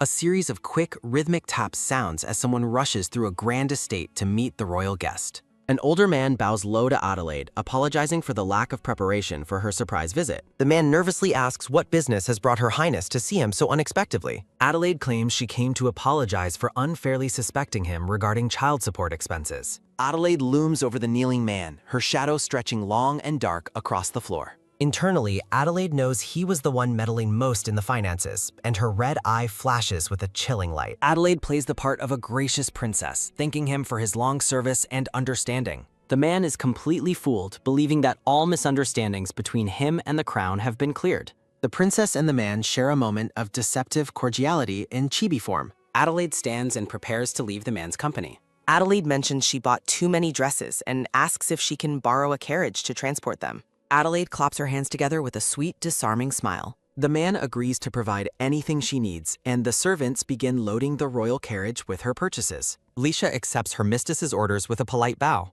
The maid reacts with sudden confusion. Adelaide notes that luggage disguised with a crest will appear as a gift. She reflects that the deception will fool everyone. Adelaide and LaShaw stand by the carriage before its departure. The princess smiles serenely while wearing her expensive jewels. A long line of royal carriages departs the estate. The scene shifts to a harbor under a full moon. A series of rhythmic taps sounds as Prince Liner stresses over rumors. Count Wolfen thanks Liner for his continued financial investments. The red-haired man asks a pointed question about the princess. Wolfen baits Liner with news of his sister's alleged secret affair. Liner reacts with horror and runs to find the crown prince. He resolves to inform Johannes of his sister's betrayal. A lavish garden party takes place under the night sky. Crown Prince Johannes turns as he hears his name called. Quick, light tapping sounds as Liner rushes to intercept Johannes. Liner warns his superior that something is wrong. Johannes demands to know the purpose of the interruption. Soft whispering sounds as Liner reveals the rumors of an affair. Johannes is overcome with a look of murderous rage. Liner details the alleged gifts and house visits his sister made. Johannes expresses disgust at Adelaide's behavior before her manning. Liner encourages Johannes to punish her for the embarrassment. Adelaide walks through the party as guests whisper about her. A hand reaches out as someone asks why the prince is upset. Vivian makes a grand appearance in a dark gown. Johannes complains about his fiancée's lack of faithfulness. Vivian offers sympathetic comfort to the angry prince. Johannes looks down at Vivian with cold determination. He insults Adelaide as she stands nearby watching them. Vivian watches the confrontation with a focused gaze. Johannes declares he is not obligated to partner with her. Adelaide calmly accepts his public protection. Music begins as the orchestra starts the play. Johannes invites Vivian to dance the first dance. He worries that rumors of mistreatment might reach the king. Johannes orders the young prince to dance with Adelaide and Stek. The young boy is startled by the sudden command. He is pushed toward the princess by the crown prince. The young prince stands frozen in the middle of the courtyard. Adelaide graciously offers her hand to the nervous boy. Her warm smile encourages him to step forward. The princess reaches out to take his hand. Adelaide looks down at him with an expectant expression. The boy offers a stuttering apology for his hesitation. Adelaide reassures him and begins guiding his movements. A light rhythmic tap sounds as they begin to move. The unlikely pair dances while rumors swirl around them. The young prince asks if the rumors are truly false. Adelaide and the young boy dance gracefully across the ballroom floor. Johannes watches with growing fury while Vivian notes that Adelaide is dancing with Prince Caddis. Adelaide offers a warm smile to her nervous young partner. Guests whisper in confusion about why the princess chose to dance with the young boy. Johannes suspects a ploy and considers withdrawing his investments from Baron Barthel. Johannes orders Vivian to triple his investment with Barthel despite her shock at the decision. Vivian looks completely stunned by the Crown Prince's impulsive financial command. The crowd continues to praise the Crown Prince as the dance continues. The scene shifts as a voice politely greets the princess. A character reassures the princess that she has nothing to worry about. Baron Barthel reacts with defensive shock, asking if his reliability is being questioned. Barthel boasts of the high-ranking nobles who have invested in his venture. Adelaide listens as Barthel lists the success of his other prominent investors. Chibi Liner celebrates his massive returns, serving as proof of Barthel's success. Adelaide confirms she heard about the returns while calmly sipping her tea. A soft, rhythmic top sounds as she sets down her cup, noting his reinvestment strategy. Adelaide maintains a regal and unbothered composure during the meeting. Adelaide's red eye flashes as she mentions the difficulty of spending 3 million livres freely. Barthel questions whether the princess actually has the authority to spend such a sum. Adelaide casually mentions her discussions with the Minister of Finance, intriguing the Baron. Adelaide proposes reinvesting the surplus and asks for the Baron's professional opinion. Barthel claps his hands in delight, praising her astuteness and comparing her to her brother. Adelaide expresses deep anxiety about the potential for a disastrous financial loss. Barthel guarantees a massive return and absolute protection of her initial investment. The Baron gestures grandly as he continues to sell his scheme to her. A sudden, sharp slap sounds as Barthel slams a ledger onto the table. Barthel insists he never breaks a promise while presenting his financial records. Adelaide acknowledges his success in tripling a previous investment of 100,000 livres. Barthel boldly refuses her funds, claiming that investment requires a foundation of absolute trust. A heavy thud sounds as the Baron shuts his ledger. Adelaide looks surprised by the Baron's sudden show of professional pride. Barthel stands up to leave, claiming he is too busy for hesitant investors. The Baron maintains a look of wounded dignity to pressure the princess. Adelaide agrees to invest 3 million livres from her private funds as a start. A soft, quick snap sounds as the Baron's hand clenches while Adelaide promises more later. Barthel pushes for more, demanding she commit 10 million upfront instead of just 3. Adelaide looks wide-eyed and vulnerable under the Baron's aggressive pressure. With tears in her eyes, Adelaide suggests that a kid like her shouldn't be investing. Barthel immediately relents, agreeing to accept the $3 million as a special favor to her. Adelaide offers a bright, grateful smile after seemingly falling for his tactics. The scene shifts as someone nervously addresses Her Highness. A sudden, radiant sweep sounds as a massive hoard of gold is revealed. Adelaide reveals to her shocked maid that the gold totals 6 million livres. Lucia reacts with pure astonishment at the sight of the immense fortune. Adelaide admits the results are even better than she had initially expected. Adelaide's expression turns cold as she declares this is only the beginning. Adelaide orders Leisha to keep the warehouse ready for future arrivals. Adelaide stands triumphantly before her gold, predicting much larger sums are coming. A grand estate stands under a clear sky as news of a collateral loan breaks. A sudden, loud bang sounds as a gloved hand strikes a desk in a fit of rage. Adelaide's mother stammers nervously in the grand hall. Bree insists that her actions have nothing to do with Rainer and is asked to explain the purpose instead. A polite apology sounds as someone interrupts the royal gathering. Adelaide makes a regal entrance. Adelaide claims her mother intended the funds to prepare her marriage dowry. The mother and daughter stand before the king in the silent hall. Adelaide offers a subtle, knowing smile. Adelaide reflects that her mother is trapped in a lie and must play along with her story. Bree hesitantly confirms the money is for the dowry. Bree looks visibly shaken by the turn of events. Narration notes that Adelaide's birth mother wants to provide a generous dowry before the wedding. Bree plays the role of a loving mother embracing her daughter. The king notes the uncharacteristic generosity while Bree claims she is simply fulfilling her maternal duty. In chibi form, Bree boasts that no one would look after Adelaide like her own mother. Adelaide asks if her mother is truly giving the Orlanta estate worth 100,000 livres as a dowry. A sudden, sharp gasp sounds as Bree reacts to the mention of the massive sum. Adelaide appears shocked by the supposed confirmation. The king finds it heartwarming to see Bree cherish her daughter so deeply. A soft, amused laugh sounds as Bree asks how she could begrudge her only daughter such a significant amount. The king approaches Adelaide, wishing to offer her his own wedding gift. Adelaide looks up with wide, surprised eyes. The king explains that expanding the territory through marriage will make her impossible to ignore. A territory as a wedding gift is noted as being unprecedented in history. The king tells Adelaide to consider the grand gift an honor. A series of soft, rhythmic taps sounds as Adelaide recalls being sent off empty-handed in her previous life. Adelaide realizes the territory is a financial burden and thanks the king for his false consideration. Adelaide puts on a bright, grateful facade. Bree watches the interaction with a dark, calculating look. A cold, sharp glint shines in Bree's green eye. The two women stand together as the tension rises. Bree brushes past Adelaide with a look of suppressed rage. A sudden, sharp snap sounds as Bree angrily demands to know how Adelaide can be so greedy. A sharp, sudden breath sounds as Bree yells that Adelaide dares to glare at her even after a dowry was prepared. Adelaide warns that the money invested with Laurent Bartel should be withdrawn immediately. Adelaide reveals she found evidence of the Baron's involvement in dangerous business. A moment of quiet reflection follows her warning. Bree stands defiantly with her arms crossed. Bree insists that Rainer thoroughly research the investment before recommending it to her. A soft, joyous clap sounds as Bree dreams of Rainer catching the king's eye. Adelaide stares back with a chilling, unmoved gaze. Bree accuses Adelaide of being arrogant and unable to handle her brother's success. Bree storms away in a fit of indignation. Adelaide remains behind, watching her mother leave. The mansion stands quiet under the starry night sky. Vivian gazes into her vanity mirror with a somber expression. A soft, inquisitive voice sounds as Vivian turns toward a visitor. Vivian looks at her reflection with newfound resolve. A rhythmic, light tap sounds as a note reveals the time to begin. Vivian smiles softly while holding the bouquet. The red-haired man asks Vivian if she received money from the princess. Baron Barthel boasts about successfully turning 3 million livres into 6 million and returning it. A sudden light sweep sounds as Barthel questions the recklessness of borrowing from a notorious gang just for the princess. A sharp, quick rip sounds as Barthel wonders why Adelaide hasn't contacted him after receiving the 6 million. Barthel gestures with overconfident certainty.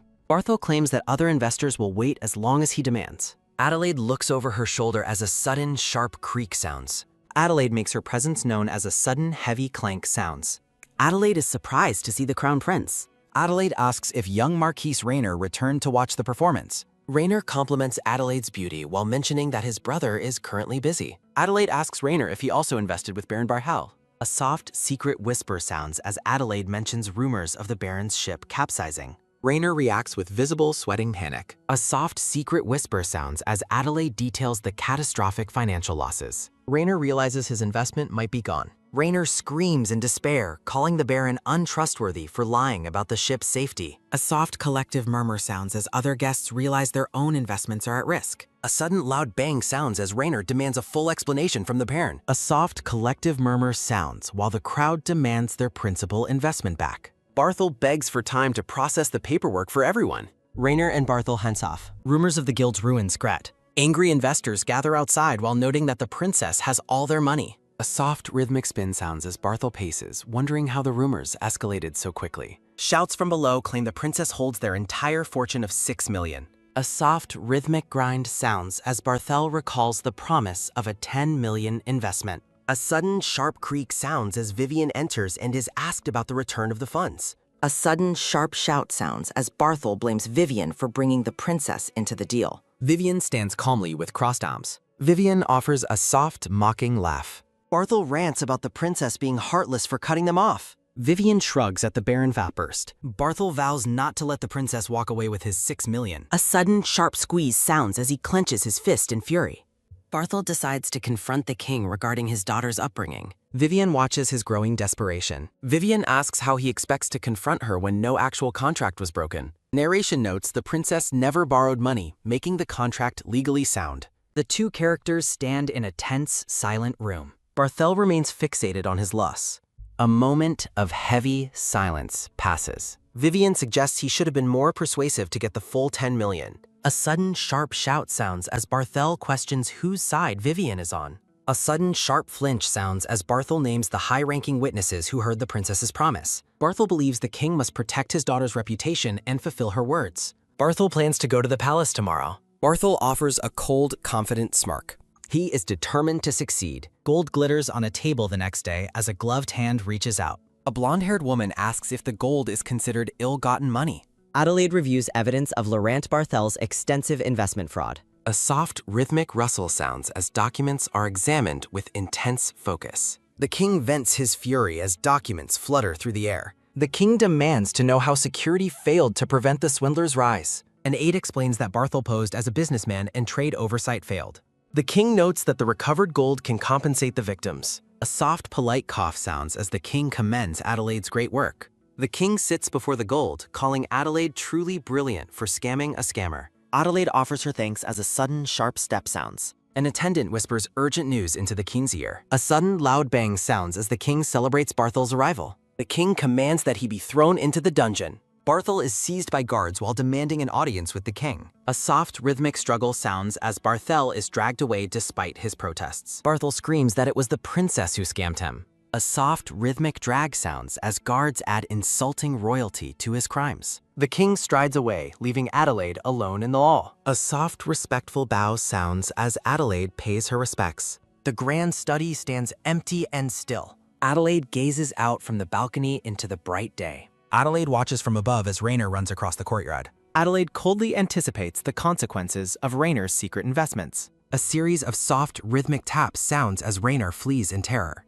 A soft, sharp gasp sounds as Rainer panics over his lost way. Rainer realizes the disaster of using the royal tiara as collateral. Rainer worries about the shame of using his father's name. Rainer imagines himself in chains while fearing for his future. A series of soft, rhythmic taps sounds as Rainer seeks his mother. Rainer screams for his mother in a state of desperation. Bree looks up in shock as Rainier delivers his ears. A sudden tight grab sounds as Rainer begs Bree to save him. A sudden sharp flinch sounds as Bree realizes the investment failed.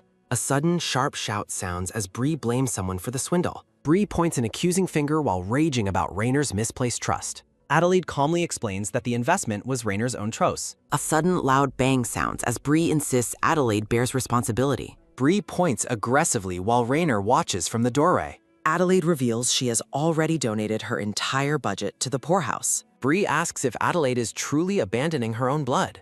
The two women face off in the tense room. Adelaide stares back with cold, unwavering eyes. The empty office desk sits bathed in sunlight. Bree questions if Adelaide has finally lost her mind. Bree continues her tirade with a sharp pointing gesture. A soft, rhythmic clink sounds as Adelaide sets down her team. Adelaide mentions she heard Rainer took out a massive loan. A sudden, sharp gasp sounds as Adelaide asks how he secured it. A sudden, sharp slide sounds as a drawer is opened. Bree recalls explaining the tiara status as a national treasure and token of love. A sudden, sharp squeeze sounds as Bree ends the conversation. Bree declares she will speak to the king herself while a rhythmic, light tap sounds as Rainer calls out to her. Bree rushes through the corridor with Rainer trailing behind. A soft, secret whisper sounds as Bree mutters that the king must never find out Rainer touched the tiara. The grand palace grounds spread out under the clear sky. A panicked thought focuses solely on the missing tiara. The king notes that he chose his words well and questions if she thought he wouldn't know Rainer handed the national treasure to a criminal. The bearded man stands tall while confronting the woman in green. The king accuses her of trying to pin the blame on Adelaide and slip away. A sudden, sharp flinch sounds as Bree asks the king how he discovered the truth. A sudden tight grab sounds as the king asks if she believed he wouldn't track a national treasure he entrusted to her. A soft, secret whisper sounds as the king glares with an intense, unforgiving look. Adelaide suggests to the king that they look into Rainer's troubling conduct more thoroughly as he walks away. The king rages at Bree, questioning how she raised her son and revealing he knows about the high-interest loan from a slave trader and the tiara used as collateral. A sudden, tight grab sounds as the king notes his other children grew up without incident, while Rainier turned out to be a failure under her care. The king declares that while he was lenient out of regard for her face, this matter cannot be overlooked as lightning flashes behind them. The king sentences Rainer to exile if he cannot repay the debt by his own strength. Bree desperately pleads that it was just a small mistake made out of ignorance by Rainer. A sudden tight grab sounds as Bree clutches the king's hands in despair. Bree tearfully asks how he can impose such a cruel punishment after saying he loved her. A sudden sharp slap sounds as the king demands she let go of him. A sudden heavy thud sounds as Bree falls to the floor before the king. Bree asks the king if he is truly such a tyrant that he would raise his hand against the one he loves. A sudden tight grab sounds as the king reaches down toward the sobbing woman. Bree begs for forgiveness just once more, claiming that Rainer is her everything and she cannot live without him. Bree offers to sell the estate and servants to make things right, but the king is appalled she would dispose of the capital residence her father left behind. The king sighs as he embraces Bree, while Adelaide notes she must also speak regarding her mother. Adelaide observes that her mother knows very well how dearly the king cherishes her. The blonde-haired woman stands alone with a cold, calculating expression. Adelaide notes that Bree dominates society and lives freely because of the king's protection. Adelaide reflects on how her mother and Rainer live like royalty thanks to the king's love. The king realizes he has treated his consort far too generously and unfairly until now. A sudden, sharp slide sounds as the king pulls away from Bree. Bree is bewildered as the king tells her to do as she pleases. The king coldly commands her to sell the estate and declares he will provide no further assistance afterward. The king walks away and orders the guards to escort the lady out at once. The bearded man strides past Bree with a look of utter disgust. Bree stands in the grand hall, watching the king leave her behind. Bree screams for him to wait as she is left alone in the shadows. Bree blames Annalise for everything falling apart after she bore another child and stole the king's affection. Bree sits despondently in a chair, lamenting her ruined life. Bree's face is filled with a mixture of shock and growing rage. A maid urges Bree to calm down before she collapses, but Bree insists the king would never have treated her this way. Bree continues to sob into her hands, crying that she no longer cares about anything. Bree's thoughts turn toward the princess with a look of deep resentment. Bree recalls the princess glaring at her and refusing to kill Annalise's child while defending the queen. A sudden, heavy thud sounds as the woman in black robes kneels on the floor. Bree concludes that the princess must love the queen more than her own mother. A soft, rhythmic struggle sounds as Bree rages about her daughter's betrayal and the poor state of their new home. The maid notes that the house rented with the dowry money isn't that bad, but Bree refuses to live like this. A sudden, heavy thud sounds as Bree stands up in a fit of indignation. Bree asks Lady Tamara what she saw while the hooded seer stands before her. Bree demands to know why she wasn't warned and questions if the woman has lost her divine touch. Tamara explains that Bree's daughter has tainted the crystal sphere and hidden the future. Tamara warns that fate is twisted and declares the daughter must die for Bree to survive. A sudden, sharp flinch sounds as Bree argues that the girl is still her child despite everything. Bree claims she cannot kill Adele with her own hands, but the seer insists she must. Tamara calls the daughter a danger, while Bree claims she is too weak to act alone. Tamara clarifies that the method of death does not matter as long as the girl dies. The palace grounds appear as a voice asks what will be done with the remaining money. A speaker notes that 5 million livres is enough to purchase an entire country. Adelaide laughs softly while stating that the sum is not enough to buy a kingdom. Adelaide instructs her maid to exchange the money for gold bars and asks for her hand. Adelaide rewards the brown-haired woman with a share of 1,000 livres. The maid stares at the heavy bag in total, frozen disbelief. Adelaide smiles as she explains she wanted the maid to learn a lesson this way. The maid realizes the money was given in place of a long explanation. Adelaide holds her pendant while contemplating her own future safety. The maid aggressively vows to do whatever is necessary to protect the princess. Adelaide tells her to keep the money safe as a dog barks in the background. Adelaide confirms the maid should take charge of the situation. Adelaide reflects on how dreamlike this massive fortune feels compared to her past life. Adelaide vows that no one will ever call her a leech again while gripping the table. Adelaide plans to take everything from Johannes and lay it at Sophia's grave. Adelaide mourns at the grave surrounded by bright red spider lilies.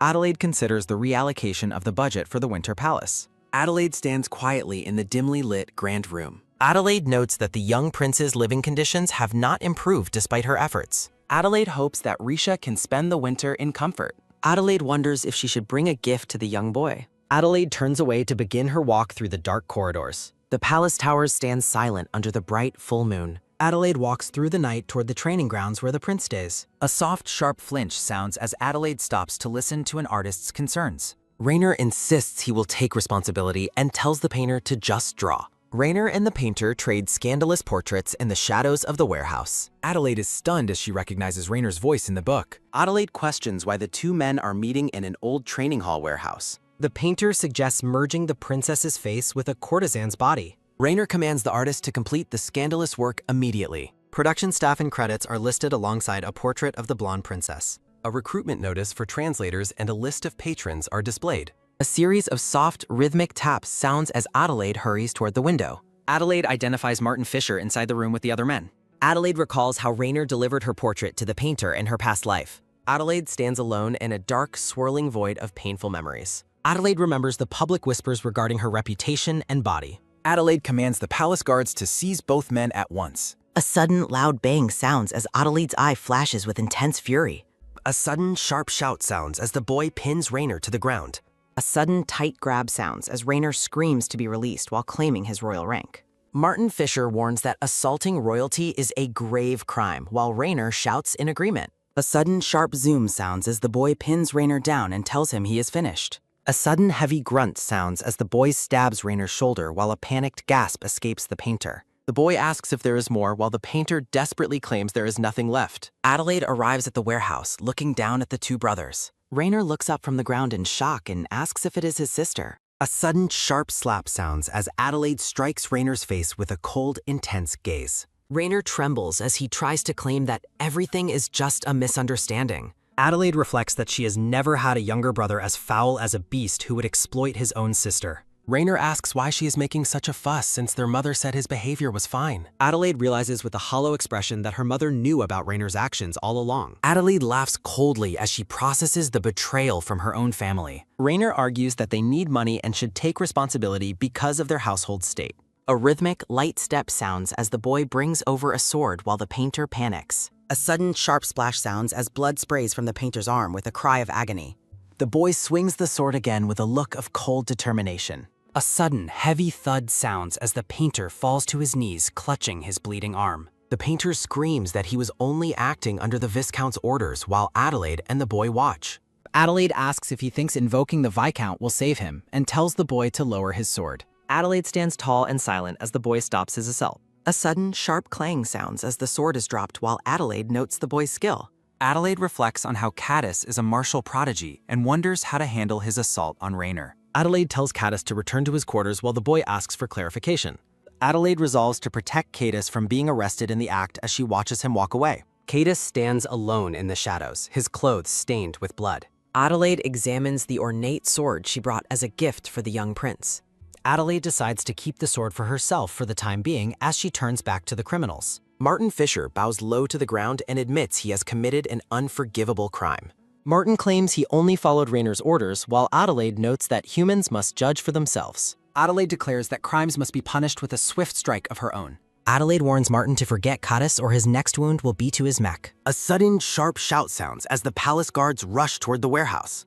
Adelaide commands the guards to take the criminals away and calls the paintings an eyesore. Adelaide points to Rainer and declares that he is also a criminal who must be taken. A sudden, heavy groan sounds as a guard asks if Adelaide was the one who stopped the Viscount. Adelaide demands to be taken to the king immediately and tells the guards to escort her. The king questions if Adelaide truly injured Rainer while the palace stands under the night sky. The king asks for the meaning of the uproar while Adelaide reveals Rainer's scandalous project. A sudden, sharp squeeze sounds as the king asks if she is certain of Rainer's involvement. Adelaide explains that she severed the painter's hand after learning he was acting under Rainer's orders. The king is appalled that she would cut off a hand and stab her own brother. Adelaide warns that the scandalous portraits would cause a diplomatic disaster with Valenza. Adelaide notes that the trade rights and cavalry agreement could be nullified due to this disgrace. Adelaide stands tall with a glowing presence as she makes her case to the king. The king closes his eyes and acknowledges that the crimes committed are indeed grave. The king sentences Rainer to a monastery and orders the painter's remaining hand removed. The king glares coldly while questioning Rainer's expectations of mercy.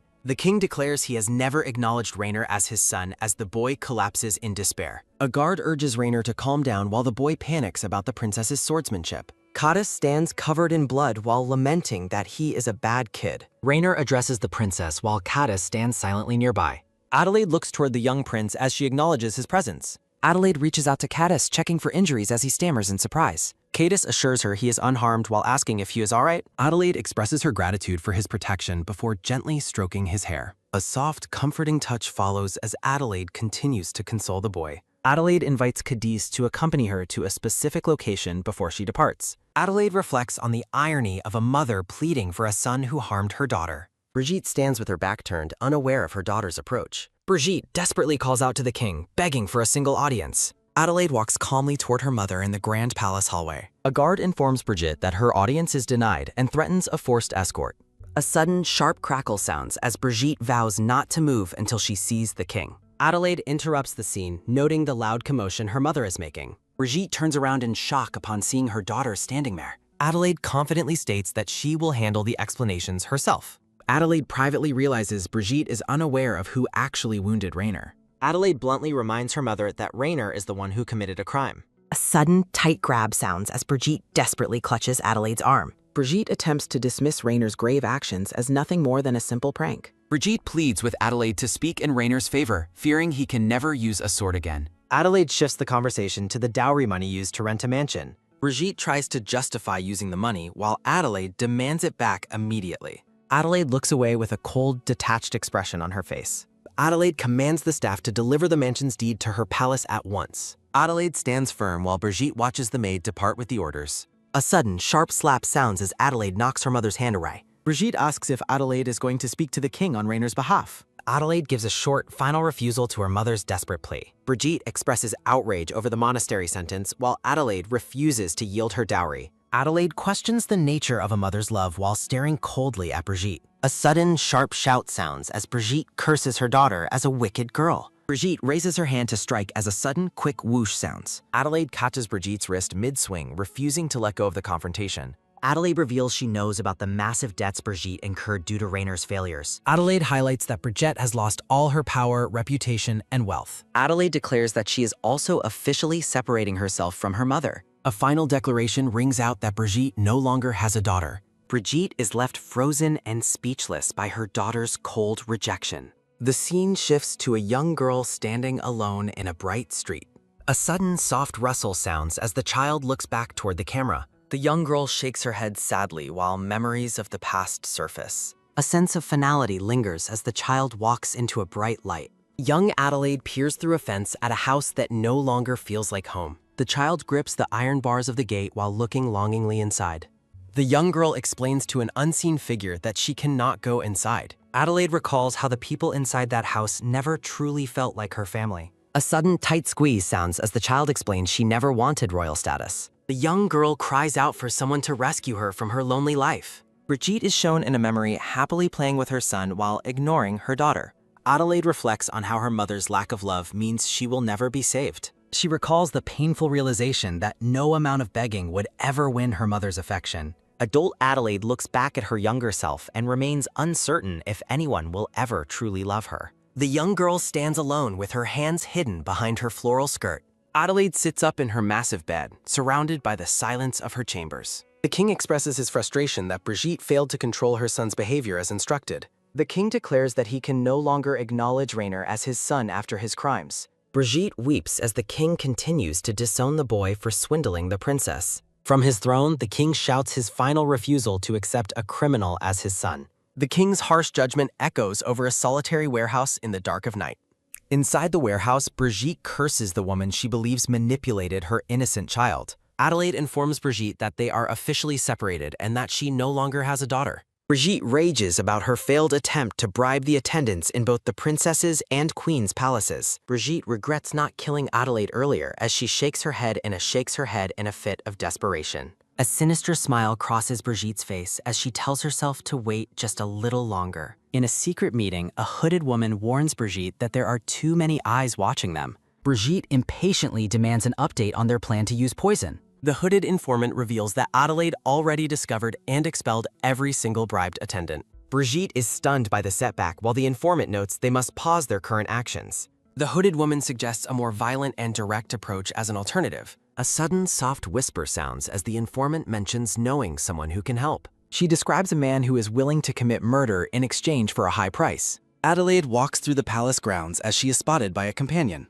The pregnant queen turns around with a look of surprise upon seeing Adelaide approaching. The two women meet in a bright corner of the palace gardens. Adelaide notes that the queen likely expects her to speak on behalf of the disgraced marchioness. The queen stands silently as she waits for Adelaide to explain her presence. Adelaide clarifies that her visit is not about her mother's situation at all. The queen leans in and whispers to ask if the suspicious staff members were removed. The queen nods in agreement and confirms she followed Adelaide's advice perfectly. Bright green leaves rustle softly in the gentle garden breeze. The queen explains that an attendant was caught attempting to poison the tea leaves. She describes the deadly nature of the herb used and notes the culprit was punished immediately. The queen has barred the former staff from the palace and asks Adelaide if there is anything else. Adelaide reassures the queen that the primary threats have been neutralized for now. A sudden soft rub sounds as the queen rests a hand on her stomach in relief. Adelaide reveals that she has brought a specific item for the queen today. The queen looks down in confusion as Adelaide presents a decorative cane. A warm, gentle smile appears on the queen's face as she accepts the gift. A rhythmic, light tap sounds as the queen tests the cane on the garden floor. Adelaide instructs the queen to top the ground before walking and to press the gem on top. A sudden, sharp tap sounds as the queen presses her thumb against the crystal gem. A sudden, bright flash sounds as the cane head begins to glow with magic. The queen realizes with a start that the gift is actually a powerful magical artifact. The queen asks why Adelaide would give her something of such incredible value. The magical energy hums as the queen grips the glowing cane more tightly. Adelaide places the cane into the queen's hands with a firm protective gesture. Adelaide warns the queen to be vigilant since others may still try to sabotage the palace halls. The queen lets out a light, amused laugh at Adelaide's intense concern. Adelaide insists that the danger is real and tells the queen not to take her warning lightly. Adelaide stands in the garden beside the pregnant queen as they discuss recent events. A sudden soft pat sounds as the queen remarks that Adelaide has been excessively protective of her and the baby lately. A sudden soft rub sounds as the queen looks warmly at Adelaide and offers her sincere thanks. A sudden light hum sounds as the queen smiles down at the magical cane she received. Talk about a high-fashion security system. The queen asks if Adelaide will be all right after mentioning rumors regarding Crown Prince Johannes's unseemly behavior. She clarifies that this specific situation concerns Adelaide directly and is not about Rainer this time. The queen proposes that she should speak to the king herself to handle the ongoing issues. She suggests that if it involves Adelaide, the king might command the crown prince to put his affairs in order. Adelaide rejects the offer, stating her only desire is to distance herself from those she can no longer call family. She walks away into the light, leaving the dark memories of her parents behind her. A quiet longing remains to walk once more upon the lands where she shared precious moments with Sophia. Adelaide stands alone in the bright garden as the wind catches her golden hair and the petals fall around her.